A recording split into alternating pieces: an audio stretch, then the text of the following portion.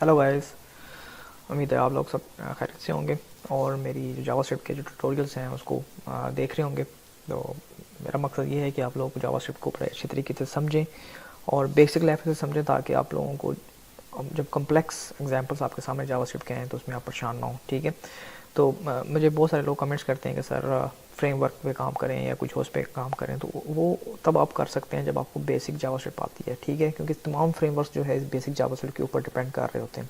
ठीक है, तो इसलिए मैं सिंपल जावास्क्रिप्ट को लेकर चल रहा हूँ। इसके बिल्कुल आप समझ लें कि बेसिक लेवल के, फॉर एग्जांपल कैसे आप चीज़ों को क्रिएट कर सकते हैं, क्या फॉर लूप कैसे काम कर सकती है, इफ़ कैसे स्टेटमेंट हम यूज़ करेंगे। ठीक है, इसलिए मैं स्टेप बाय स्टेप हर चीज़ को लेकर चल रहा हूँ, चीज़ों को मैं मोर कम्प्लेक्स नहीं कर रहा।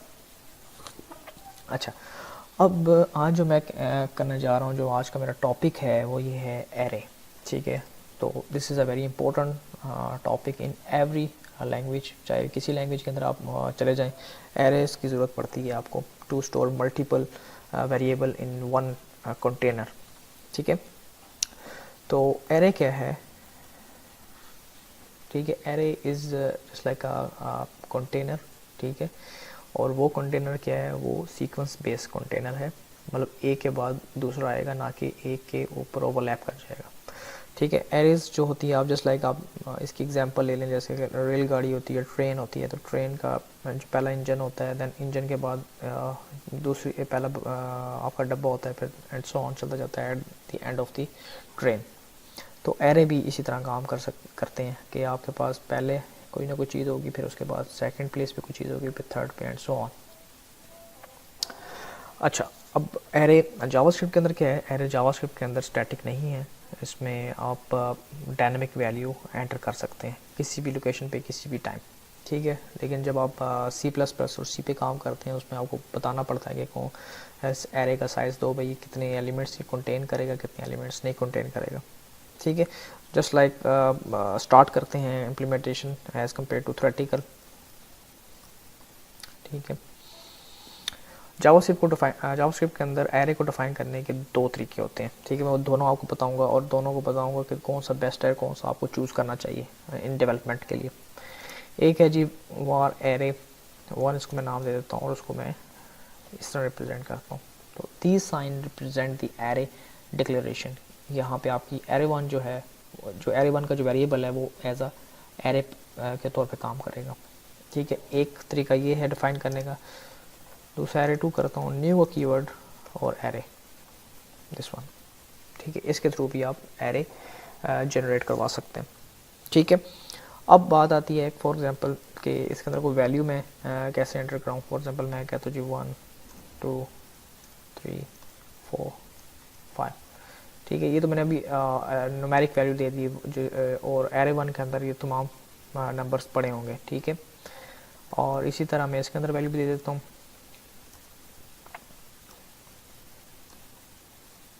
ठीक, मैं डिफरेंट करना चाह रहा हूँ ताकि आप लोग को कन्फ्यूजन ना हो कि मैं किस एरे की बात कर रहा हूँ। राइट, अच्छा, अब मैं इसको जी डिस्प्ले कराते हैं। डिस्प्ले कराने के लिए मुझे यहाँ पे मैं एक डिव बना लेता हूँ, उसको मैं देता हूँ div out document gate element by ID, this one dot inner html array 1 array 1। ठीक है, अब ये क्या करेगा, जितने भी एलिमेंट है उस एरे के वो डिस्प्ले करा देगा। राइट, इसको डिव आउट 1 कर लें और इसी के साथ ही स्ट्रेट कर लेते हैं हम। इसको प्लेस किया, इसको प्लस कर दें, पिछले वाला कंकेटिनेट करेगा और एरे 2, और इसको यहाँ पे बी आर का टैग लगा लें ताकि नेक्स्ट लाइन पे डिस्प्ले हो, और यहाँ पे आप एरे 2 कर देते हैं। ठीक है, अब मैं इसको यार डिस्प्ले कराता हूँ ब्राउज़र पे। ठीक है जी, आप देख रहे होंगे कि इसने पूरी की पूरी एरे आपको डिस्प्ले करा दी। 1 to 5 मैंने वैल्यू दी हुई थी और दूसरे एरे के अंदर 2 to 8 वैल्यू दी है। तो एरे को डिफाइन करने का तरीके मैंने आपको बता दिए, दो तरीके होते हैं इसके अंदर, दोनों डायनेमिक हैं।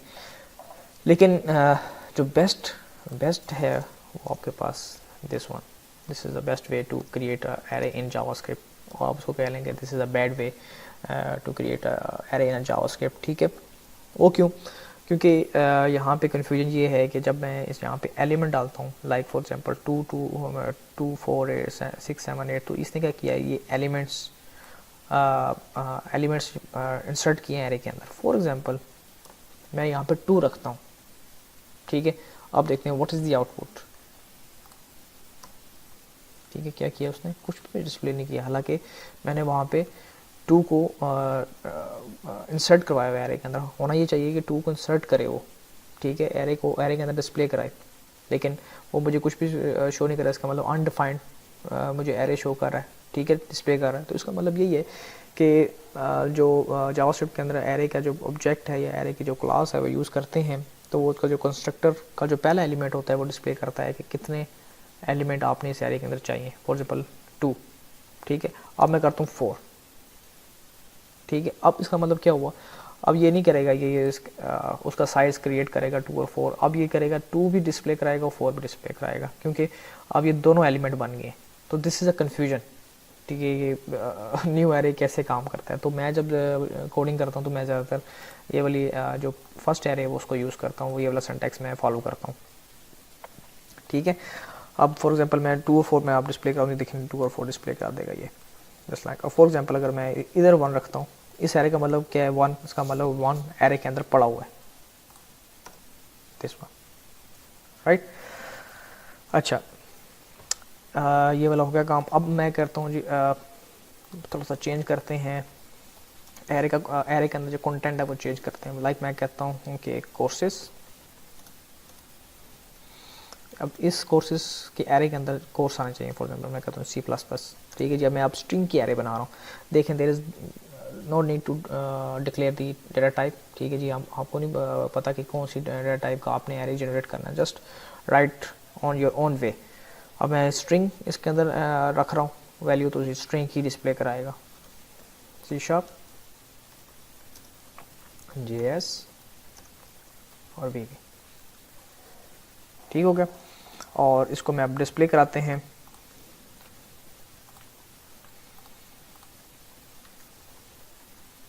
कोर्सेस।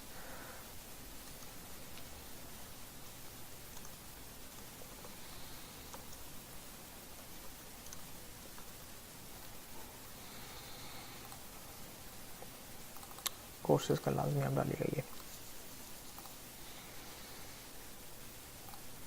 ठीक है जी। कोर्सेज में सारे डिस्प्ले हुए, C++, C#, VS, जावास्क्रिप्ट और VB, जितने भी मैं एलिमेंट्स पड़े हुए थे उस एरे के अंदर वो आपने डिस्प्ले कर दिया। मैं चाहता हूँ कि मुझे सिर्फ पहला एलिमेंट उस एरे का चाहिए, तो मैं कैसे गेट करूँगा?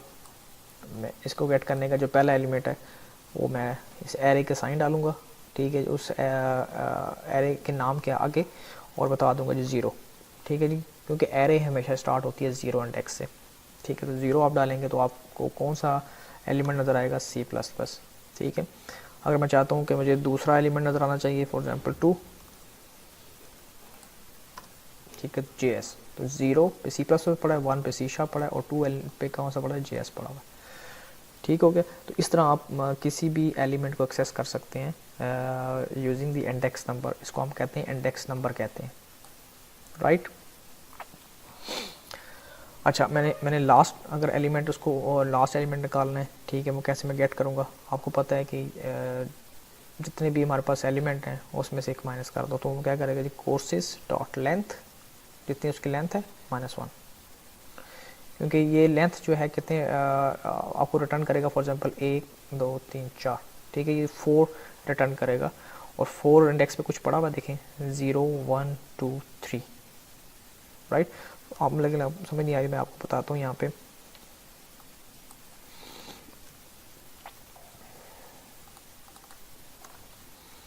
साइज ऑफ एरे, ठीक है। एरे का साइज फाइंड करना हो तो कैसे करते हैं? ये ऐसे,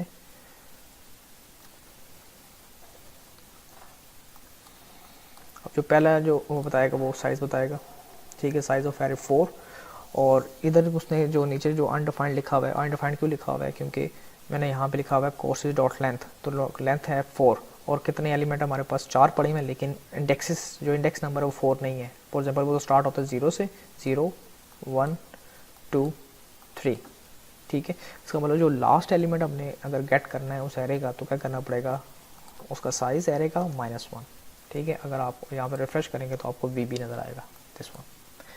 ठीक है, आपको ये पता चल गया कि कैसे एलिमेंट्स को गेट करना है, कैसे एलिमेंट को एक्सेस करना है। ठीक है, फॉर एग्जांपल मैं उस एरे के कंटेंट को चेंज करना चाहता हूँ। मैं कहता हूँ सी शार्प की जगह मेरे पास कोई और एलिमेंट आई है, मैं पूरा सी शार्प लिखना चाह रहा हूँ, तो मैं क्या करूँगा, कोर्सेज, आपको पता है ये 1 इंडेक्स पे है, 1 इक्वल टू सी शार्प। ये मैंने कंटेंट चेंज कर दिया उस पर्टिकुलर एलिमेंट का, और यहाँ पे आप क्या कर लें, दोबारा से मैंने कोर्सेज एरे को डिस्प्ले करा दिया।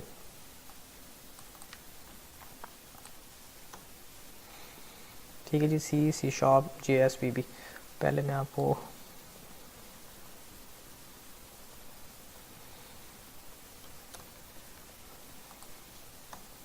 ये देखेंगे, पहले C++ C sharp JS VB उसने डिस्प्ले कराया, फिर मैंने कंटेंट चेंज किया, कंटेंट चेंज करने के बाद दोबारा से मैंने जब डिस्प्ले कराया तो उसने अपडेटेड वैल्यू जो थी वो डिस्प्ले कराई। तो इस तरह आप क्या कर सकते हैं, पर्टिकुलर जो एलिमेंट है उसको अपडेट भी कर सकते हैं विद एन एरे। राइट हो गया। ठीक है, आप एक्सेस का हमने बता दिया, गेट का बता दिया, डिक्लेयर कैसे होती है एरे मैंने वो आपको बता दिया, और इसके अंदर किसी भी टाइप का आप डाटा सेव कर सकते हैं। फॉर एग्जांपल मैं जी कोर्सेज, ठीक है, अभी फॉर एग्जांपल मैं इसकी लेंथ 4 है, मैं कहता हूँ 0 1 2 3 और मैं कहता हूँ 4 पे क्या चीज़ हो जाए, 4 पे न्यू कर लेते हैं कोई कोर्स, लाइक मैं कहता हूँ जावा। ठीक है जी, आप क्या करेगा, ये देखिए डायनेमिकली जनरेट होगी। मैंने उसको नहीं बताया कि मेरे पास कितने एलिमेंट हो, पहले जो मैंने एरे जनरेट किया वो इस एलिमेंट के साथ थी। ठीक है, फिर उसने एलिमेंट जो करवाया वो मैंने 4 पे कराया। फॉर एग्जांपल मैं कहता हूँ कि मैं 10 डेज दूँ, अब ये लोकेशन 10 पे ही जाके सेव करेगा, लेकिन बीच में जो ब्लैक होल्स आएंगे, अनडिफाइंड एलिमेंट्स आएंगे, वो मेरे ख्याल में बैक कोडिंग प्रैक्टिस होती है। ठीक है, जस्ट लाइक हम इसको रिफ्रेश करके चला के देखते हैं क्या आ रहा है। ये देखें C++ C sharp JS VB, फिर उसके बाद देखें कितने कॉमेज आ रहे हैं, इसका मतलब ये अनडिफाइंड वैल्यू यहाँ पे रखी हुई है उसने। ठीक है, फिर उसके बाद जो 10 इंडेक्स पे जाके उसने जावा को सेव कराया। ठीक है, डायनेमिक का मतलब ये होता है कि आप किसी भी लोकेशन पे कहीं भी जाकर आप डाटा को सेव करा सकते हैं। इसलिए मैंने जब 10 किया उसकी लोकेशन पे तो उसने जाके वहाँ सेव कराया, लेकिन बीच में ब्लैक होल्स आ गए, या उसको कह लें नल होल्स आ गए, जो कि बैड प्रैक्टिस है कोडिंग के लिए। ठीक है, अच्छा अब बात आती है किसी भी टाइप का डाटा इसमें सेव करा सकते हैं। लाइक मैं कहता हूँ 4 पे मैं 10, मैंने तो एरे जो है स्ट्रिंग फॉर्मेट की रखी हुई है, लेकिन मैं यहाँ पे न्यूमेरिक वैल्यू दे रहा हूँ तो फिर भी डिस्प्ले कराएगा। ये देखें 10, कोई फ़र्क नहीं पड़ा।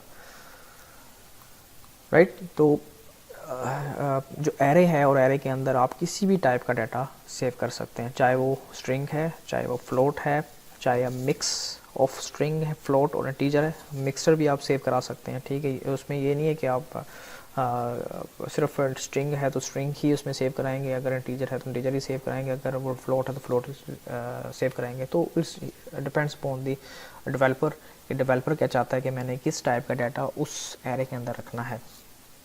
ठीक है, उम्मीद है कि आपको इस एरे का लेक्चर को समझ आएगा। मैंने इसको मज़ीद इसको आइट्रेट नहीं कर पा रहा, क्यों नहीं कर पा रहा, क्योंकि मैंने अभी फॉर लूप्स जो जितनी भी लूप्स हैं वो आपको मैंने नहीं करवाई, वो इंशाल्लाह नेक्स्ट लेक्चर्स में जब करवाऊँगा तो तब मैं एरेज को भी, एरे का भी जिक्र करूँगा। ठीक है, लेकिन जो बेसिक है एरे की वो यही है। मैंने आपको बेस्ट और वर्स्ट दोनों तरीके बता दिए हैं। ठीक है, कौन सा आपको यूज़ करना चाहिए, कौन सा नहीं यूज़ करना चाहिए। Right, declaration of the array मैंने बता दिया आपको। नेक्स्ट वीडियो के अंदर देखेंगे कि एरे के मज़ीद कौन कौन से मेथड है और एरे के अंदर और क्या चीज़ें हम सेव करा सकते हैं। सी यू नेक्स्ट वीडियो।